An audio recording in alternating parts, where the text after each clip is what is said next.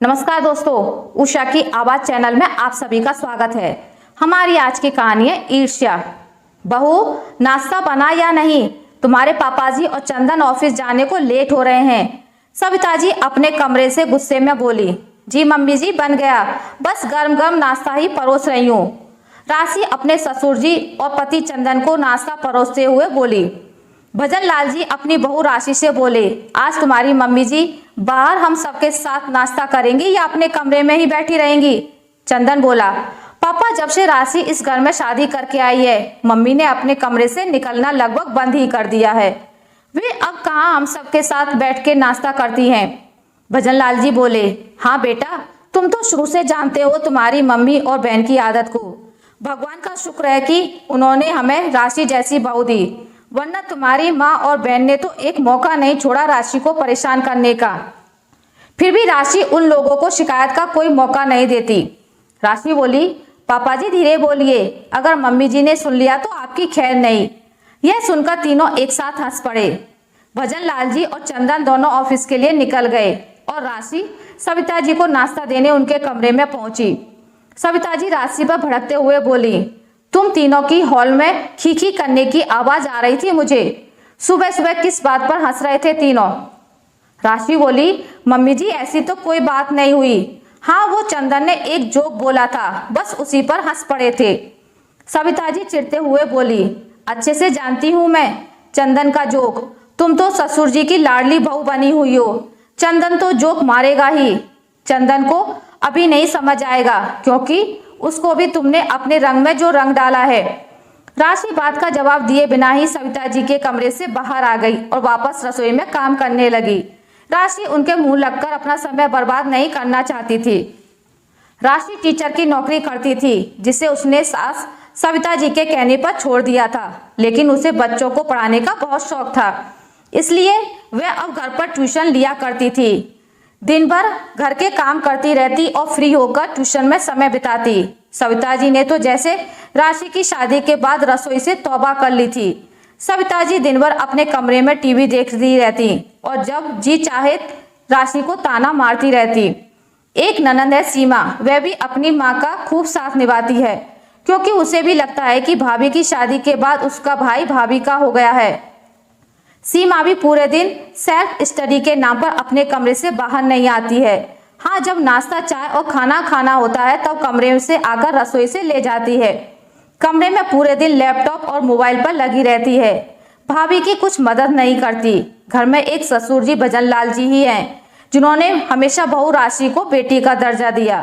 चंदन भी अपनी पत्नी राशि को बहुत प्यार और सम्मान देता है, क्योंकि राशि ने उसके परिवार के लिए अपनी नौकरी तक छोड़ दी थी और राशि भी चंदन जैसा जीवन साथी पाकर खुश थी। थोड़ी देर बाद डोरबेल बजी। राशि ने दरवाजा खोला तो सामने उसकी बहन विभा खड़ी थी।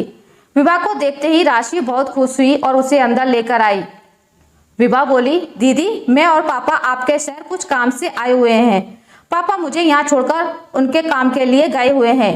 काम से लौटकर वे भी आपके यहाँ आएंगे। राशि बोली, विभा, तुम्हें देखे हुए बहुत दिन हो गए थे। अच्छा हुआ तुम लोग यहाँ आ गए। दोनों बहनें बात ही कर रही थी कि सविता जी बाहर आ गईं और बोली, विभा, तुम इतनी सुबह यहाँ कैसे? विभा ने उन्हें पूरी बात बताई।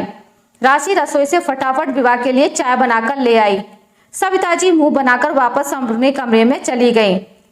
दोनों बहनें बातें कर ही रही थी कि सविता जी कभी कुछ काम से तो कभी कुछ काम से बाहर आ जा रही थी। राशि अपनी सास को अच्छे से जानती थी। वह मन ही मन मुस्कुराने लगी। दोनों बहनें क्या बात कर रही हैं यह सुनने के लिए सविता जी बार बार कुछ काम से आने जाने का नाटक कर रही थी, वरना सविता जी को तो अपने कमरे से बाहर आने की फुर्सत ही कहाँ थी। फिर जब सविता जी से रहा ना गया तो सविता जी वहीं दोनों बहनों के पास बैठ गईं। थोड़ी देर बाद राशि की ननद सीमा कमरे से बाहर आई। विभा को देखते ही वह बोली, क्या हुआ विभा, घर में चाय पत्ती खत्म हो गई या शक्कर, जो इतनी सुबह सुबह यहाँ लेने चली आई हो? विभा एक नजर अपनी बहन राशि को देखने लगी। सविता जी हंसते हुए बोली, सीमा को मजाक करने की बहुत आदत है। सीमा बोली, भाभी, बहन की ही खातिरदारी करोगी या मेरे लिए भी कुछ बनाया है आपने? राशि रसोई से चाय नाश्ता ले आई और बोली, मैं कब से आपका इंतजार कर रही थी, नाश्ता बने काफी समय हो गया। सीमा बोली, हाँ हाँ जानती हूँ, मुझे तो पढ़ाई करनी होती है पूरे दिन, कभी मेरे कमरे में भी चाय नाश्ता पहुंचा दिया करो।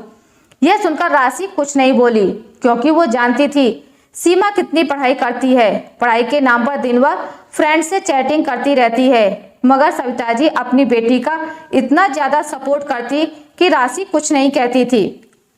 सविता जी विभा से बोली, तुम्हारा ड्रेस तो बहुत प्यारा लग रहा है, कहाँ से खरीदा तुमने?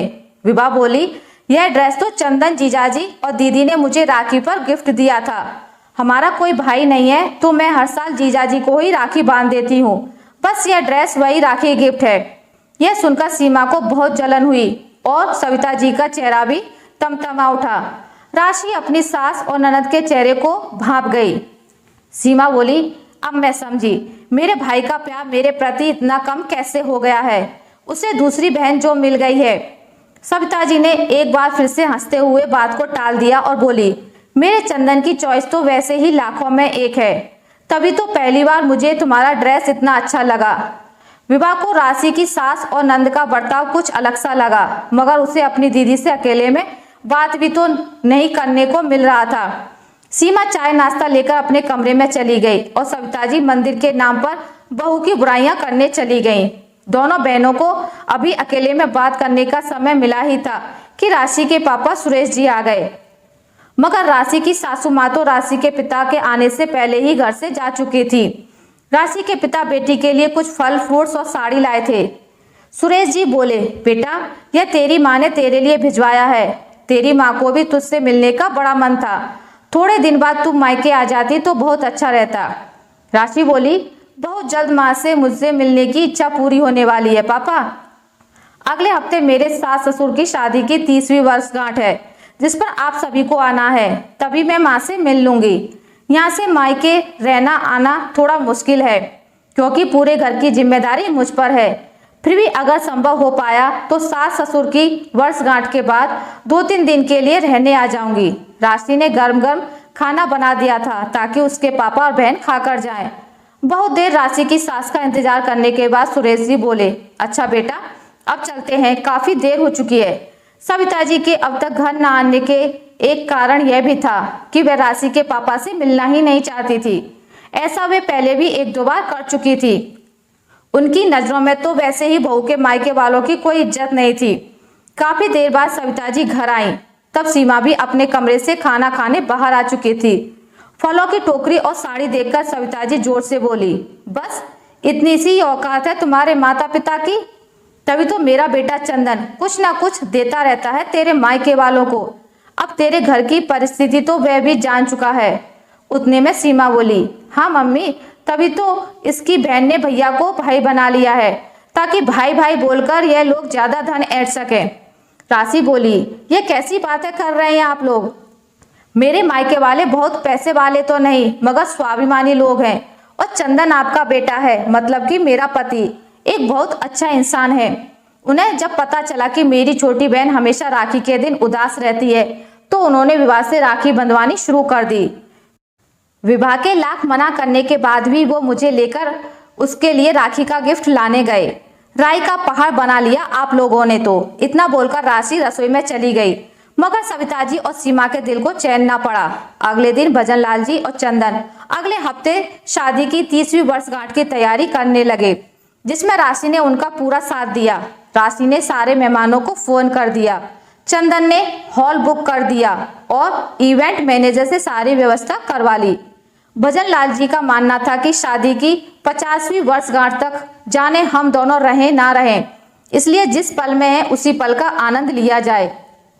अपनी पत्नी सविता जी के लिए वे एक हीरो से जड़ा नेकलेस भी लेकर आए, जिसे देखकर सविता जी बहुत खुश हुई। भजन लाल जी उनकी खुशी देखकर बोले, बस भाग्यवान, हमेशा ऐसे ही मुस्कुराती रहो, घर में कलेश और कलह मत करो। मैं तुमसे ज्यादा कुछ नहीं चाहता, बस मेरी यह इच्छा पूरी कर दो। सविता जी इतराते हुए बोली, ए जी आपको क्या लगता है हमेशा झगड़ा मैं करती हूँ? वह है ना आपकी लाडली बहू, वो और उसके मायके वाले कुछ कम नहीं है। देखना आपको एक ना एक दिन सच जरूर पता लगेगा। भजन लाल जी बात को बढ़ाकर अपनी आने वाली शादी की वर्षगांठ खराब नहीं करना चाहते थे, इसलिए वे कुछ नहीं बोले। क्योंकि हर बार वे बहू और बेटे की तरफदारी करते और सविता जी उनके गुस्सा हो जाती। भजन लाल जी एक बहुत अच्छे पति, पिता और ससुर थे, इसलिए घर में सभी के चहेते थे। आज भजन लाल जी और सविता जी की शादी की वर्षगांठ थी। हॉल खचाखच मेहमानों से भरा हुआ था। सभी लोग सारे इंतजाम की खूब तारीफ कर रहे थे, जो कि चंदन और राशि ने मिलकर किए थे। बीच में अचानक थोड़ी देर के लिए लाइट चली गई। लाइट आने के बाद सभी की जान में जान आई, क्योंकि गर्मी के कारण सभी मेहमानों की हालत खराब हो गई थी। उतने में भजन लाल जी की नजर सविता जी के गले पर गई। वे बोले, सविता जी आपका हार कहाँ है? सविता जी ने अपने गले में हाथ रखा और बोली, लाइट जाने से पहले तो वह हार मेरे गले में ही था। हीरो से जड़ा बेशकीमती हार कहाँ गया? आप कितनी ख्वाहिशों से लाए थे वह हार मेरे लिए। सविता जी रोने लगी। चंदन बोला, मम्मी आप रो क्यों रही हैं? हार अभी तक आपके गले में था और लाइट आने के बाद हार गले में नहीं है। इसका मतलब यह है कि हार मेहमानों में से ही किसी के पास है। आपका हार किसी ने चुरा लिया है।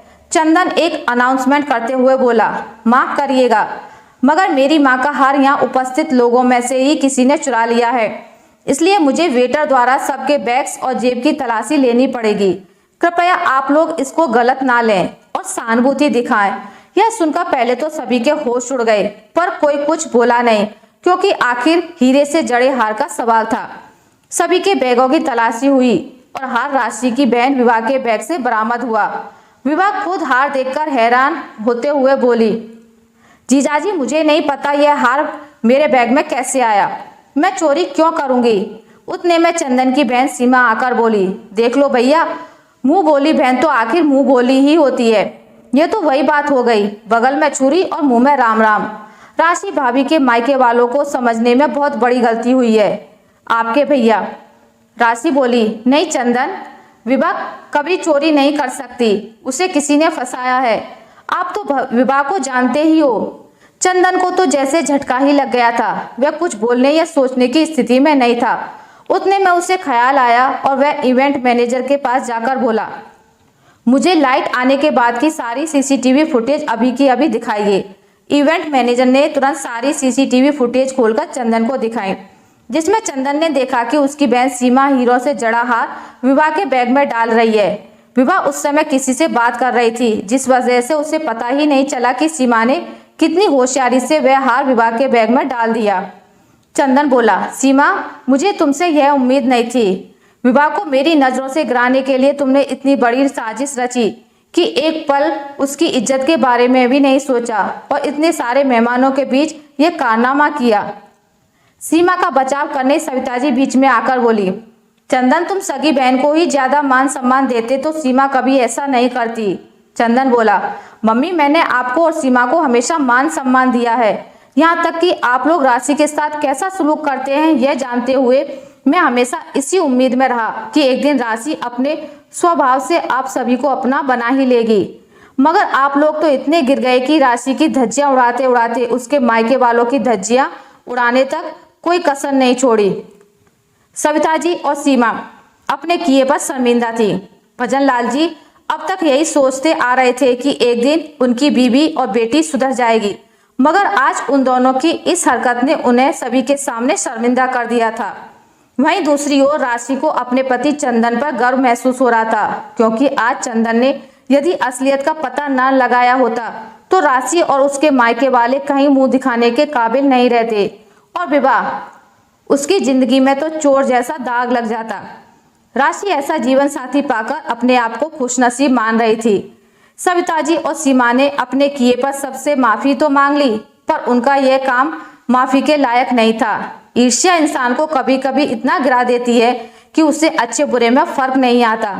इसलिए किसी से ईर्ष्या ना करें। ईर्ष्या, जलन, इन सब का अंजाम एक न एक दिन बुरा ही होता है। आशा करती हूँ आपको मेरी आज की कहानी अच्छी लगी होगी। अगर आपको मेरी कहानी अच्छी लगी है तो इसे लाइक करें, ज़्यादा से ज़्यादा शेयर करें, और अगर आप मेरे चैनल पर नए हैं तो इसे सब्सक्राइब करना ना भूलें। मिलते हैं एक नई कहानी के साथ, तब तक के लिए नमस्कार।